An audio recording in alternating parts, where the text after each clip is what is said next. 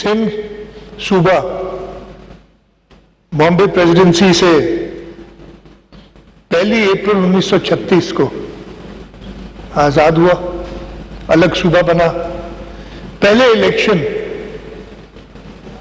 27 फरवरी 1937 को हुए और पहला सेशन असेंबली का 27 अप्रैल 1937 को सिंध असेंबली का हुआ।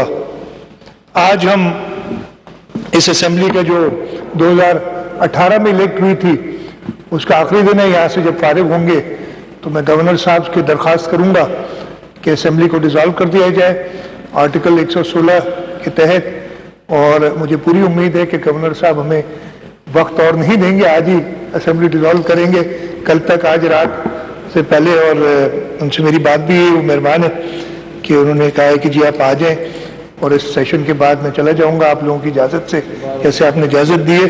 और मैं सबको मुबारकबाद देता हूं कि खैर और आफियत से ये 5 साल मुकम्मल हुए। 5 साल काफ़ी दोस्तों ने बात की, मैं कोशिश करूंगा मुख्तसर बात करूं, कोई बात रिपीट ना करूं। इतने आसान 5 साल नहीं थे। यहाँ मोहम्मद हुसैन पता नहीं है कि चले गए, उन्होंने बताया 6ठी बार इलेक्ट हुए हैं, लेकिन ऐसी असेंबली कभी नहीं देखी। मैं भी 2002 से 4 बार मैं इलेक्ट हुआ हूँ उस हाउस में। कायम अली शाह साहब हम सबसे सीनियर हैं और काफ़ी अरसा रहे। और मैंने जो पुराने हॉल में आपके वालिद साहब भी होते थे, मेरे वालिद साहब भी थे, और मैं हमेशा कहता हूँ कि जो बिजनेस, जो क्वालिटी स्पीचेस की उस असेंबली में होती थी, मैंने उसके बाद नहीं देखी आज तक।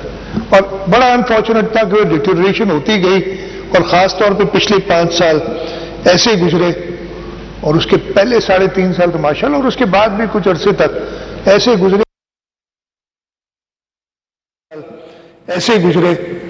और उसके पहले 3.5 साल तो माशाल्लाह, और उसके बाद भी कुछ अरसे तक ऐसे गुजरे कि समझ नहीं आती थी कि इस हाउस में आदमी बिजनेस कैसे चलाए।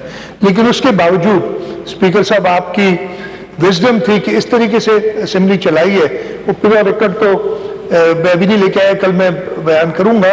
रिकॉर्ड लेजिस्लेशन हुई है इस असेंबली में, आप से जिक्र करेंगे अपनी तकरीर में, और रिकॉर्ड काम हुए। और उसमें ऑपोजिशन को हमेशा इतराज होता है कि हमारा बिजनेस प्रॉपर नहीं हुआ, और इतराज हर जानब भी हो सकता है, लेकिन फिर वो प्लुरैलिटी होती है, ट्रेजरी साइड के नंबर ज्यादा होते हैं, तो जरूर वो चाहते हैं कि जो गवर्नमेंट की पॉलिसी है वो आगे चले। किस तरीके से इस असेंबली को, इस हुकूमत को चलने से रोका गया, सबसे बड़ी मिसाल आप बैठे हैं सामने। 3.5 साल हो गए, 4 साल हो गए, मुझे तो दिन भी याद नहीं है।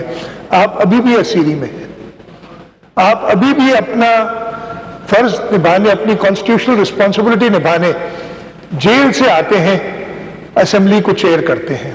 आपने दिल नहीं आ रहा कई और लोगों की तरह, आप इधर रोजाना आते हैं जब भी असेंबली का सेशन होता है, और आप प्रिजाइड करते हो, यहां से वापस कैद खाने में जाते हैं।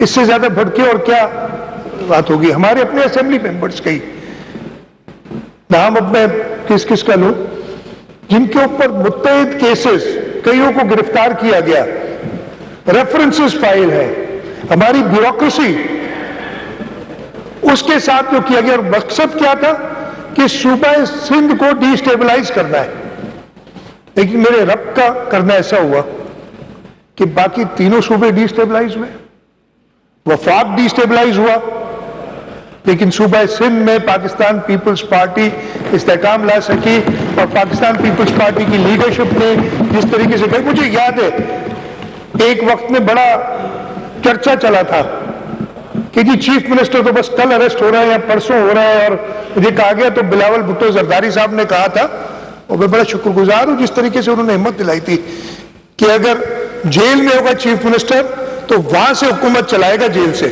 हम चीफ मिनिस्टर चेंज नहीं करेंगे। तो बहुत लोगों को ख्याल आ गया था, और यही वजह थी कि हम शिकस्त दे सके उन लोगों को जिन्होंने ये साजिशें की थी। एक तरफ ये जो मैन मेड साजिशें थी पीपल्स पार्टी के खिलाफ ये हुई, दूसरी तरफ से रब की तरफ से भी बड़े इम्तिहानात हमारे ऊपर आए, कोविड सबको पता है। अभी सिंध असम्बली का अलविदाई इजलास जारी है और वज़ीर आला सिंध मुराद अली शाह इससे इजहार ख्याल कर रहे हैं। उनका कहना था कि असम्बली को तहलील कर देंगे, इस सेशन के बाद मैं गवर्नर साहब के पास जाऊंगा और समरी लेकर उनसे दस्तखत करवाऊंगा।